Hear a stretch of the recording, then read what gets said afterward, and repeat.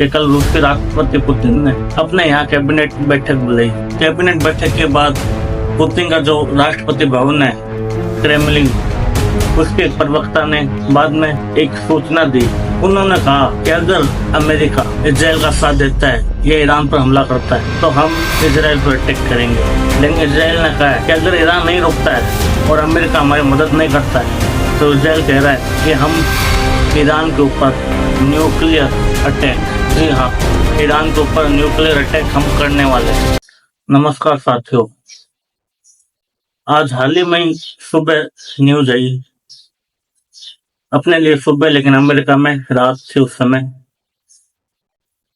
White house की प्रवक्ता उन्होंने कहा कि ट्रम्प जो ईरान पर अटैक करने का जो ग्रीन सिग्नल दिया था अमेरिकी सेना को, जहां जहां उनके बेस अमेरिकी सेना के अरब क्षेत्र में,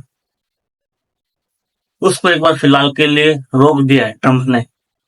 उन्होंने कहा कि अब अमेरिका 2 हफ्ते में इसका जवाब देगा।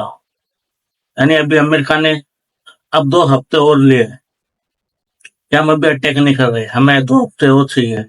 लेकिन अमेरिका का यूं पीछे हट जाना पहला कारण तो है कि अमेरिकी जो खुफिया इंफॉर्मेशन है कि अमेरिका कैसे हमला करने वाला है, क्या रणनीति उसकी, वो लीक बताई जा रही है कि वो लीक होगी।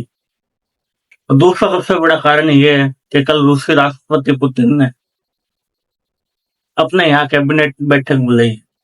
कैबिनेट बैठक के बाद पुतिन का जो राष्ट्रपति भवन है क्रेमलिन, उसके प्रवक्ता ने बाद में एक सूचना दी मीडिया को। उन्होंने कहा कि अगर अमेरिका इजराइल का साथ देता है, ये ईरान पर हमला करता है, तो हम इजराइल पर अटैक करेंगे, ये रूस ने कहा। और आपको पता ही है ईरान के साथ रूस है, चीन है और उत्तर कोरिया। जी हाँ, हाल ही में उत्तर कोरिया के तानाशाह किम जोंग उन का भी बयान आया है। और चीन तो अभी हथियार भेज रहा है ईरान। मतलब अगर अमेरिका इस लड़ाई में कूदता है तो उसके टक्कर में सब देश कूदेंगे और ये विश्व युद्ध 3 होना तय है। जैसा कि आज हमने न्यूज में देखा, अमेरिका ने यू टर्न ले लिया है। तो क्या इजराइल की मदद अमेरिका नहीं करेगा? तो फिर इजराइल क्या करेगा? क्योंकि इजराइल पर तो सबसे ज्यादा नुकसान अगर अभी हम देखें कि ईरान और इजराइल में जो संघर्ष चल रहा है, उसमें सबसे ज्यादा नुकसान इजराइल का हो रहा है। इजराइल के एयर डिफेंस सिस्टम फेल हो गए, उनका आयरन डोम फेल हो गया, ऐसे तो फिर इजराइल खत्म हो जाएगा। लेकिन इजराइल ने कहा है, हाल ही में जो खबर आई है